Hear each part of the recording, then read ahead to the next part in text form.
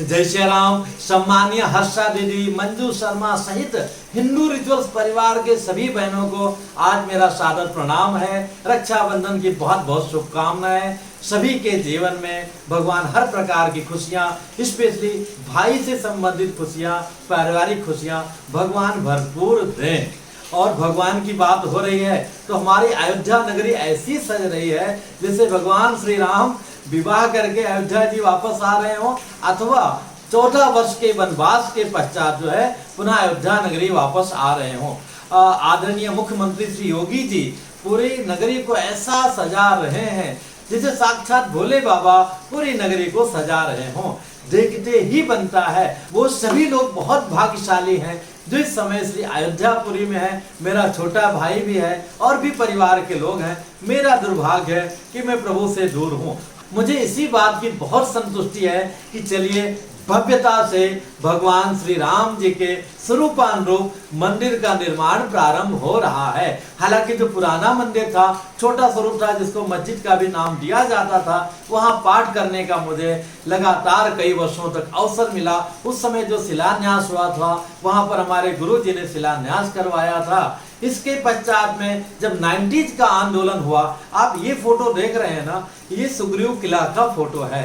सुग्रीव किला श्री राम जी ने सुग्रीव जी महाराज जी को दिया था। ये किला एक टीला नमूना था, बहुत जीर्ण अवस्था में था।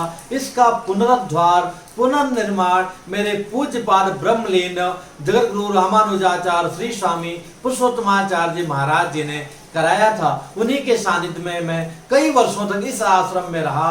वहां से होते हुए आप सभी तक पहुंचा। यहाँ आने में भी पूज्य गुरुदेव जी का बड़ा आशीर्वाद प्राप्त हो रहा है। निश्चित ही इस मंदिर के आंदोलन में विश्व हिंदू परिषद के कार्य की जितनी प्रशंसा की जाए उतना ही कम होगा। और आपको जानकर खुशी होगी कि जो मेरा आश्रम है, सर्वप्रथम विश्व हिंदू परिषद का कार्यालय इसी आश्रम के 6x8 रूम में कार्यालय प्रारंभ हुआ।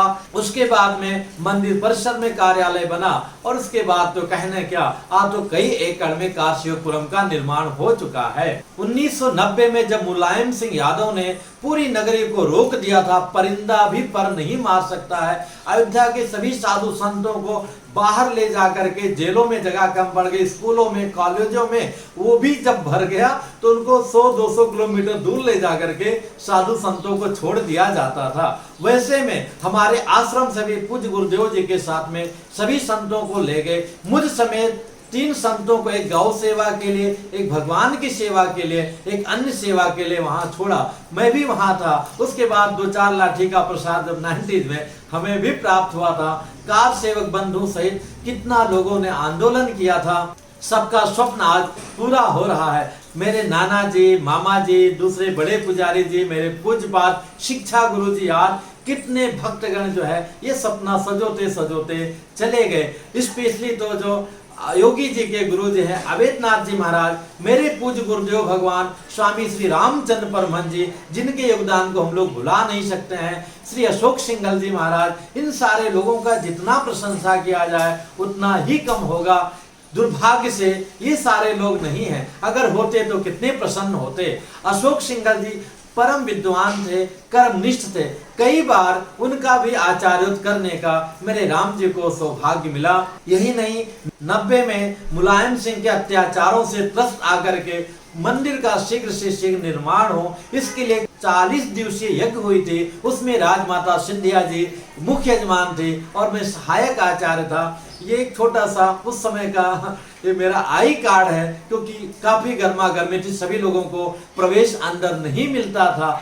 मंदिर निर्माण के जो मुख्य सचिव है चंपत राय जी, उनका इस पे सिग्नेचर है। एक समय की बात है, 95 के आसपास में दिल्ली में धर्म संसद सम्मेलन हुआ था। वहां मेरे पूज्य गुरुदेव जी को चंपत राय जी अपने साथ में लेकर के गुरु जी के सहायक के रूप में मुझे भी जाने का सौभाग्य मिला। शताब्दी से हम लोग जा रहे थे। हम लोगों के सामने एक मुस्लिम था, उसने कहा, महाराज आप सच कह रहे हो कि आपके राम जी का यहाँ जन्म हुआ था, मंदिर आपका है, पर लोगे कैसे?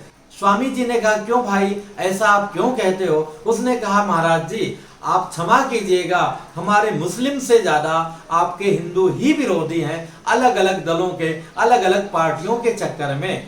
उसकी बात आज मुझे तब याद आई जब मंदिर निर्माण के मुहूर्त को रुकवाने के लिए एक बंधु इलाहाबाद हाई कोर्ट पहुंच गए, याचिका दायर किया।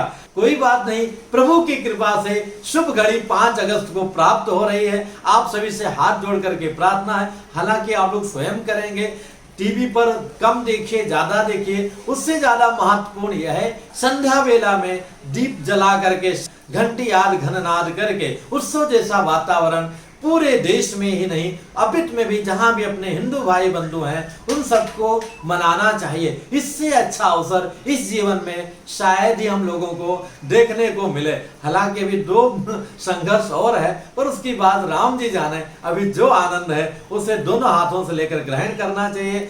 पुनः आप सभी लोगों को राखी पर्व की और जो मंदिर निर्माण प्रारंभ हो रहा है उस पर्व की बहुत बहुत शुभकामनाएं। आप भी अपने घरों को सजाइए, खुशियां मनाइए। ऐसा अवसर जीवन में शायद ही कभी प्राप्त होता है। जय श्री राम।